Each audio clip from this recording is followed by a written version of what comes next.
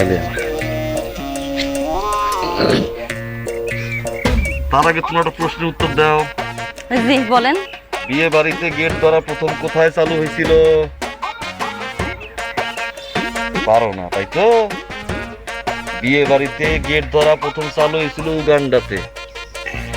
সেখানে প্রথম শর্ত ছিল গেটের সামনে যে দেখতে সবচেয়ে বেশি খারাপ আর যে খ্যাত সে আসবে, তার হাতে জামাই টাকা তুলে দিবে।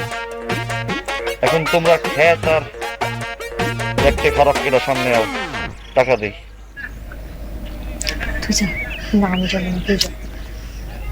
তুই যা, আমি কি তোর চেয়ে কম শুনবো?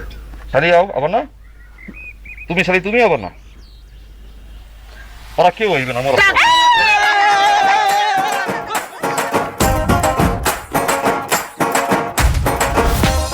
কাজী সাহেব বিসমিল্লাহ বইলা বিয়ে পড়ানো শুরু করেন। বিসমিল্লাহির রহমানির রহিম। শ্রীপুর নিবাসী সেলিম সাহেবের একমাত্র কন্যা। ও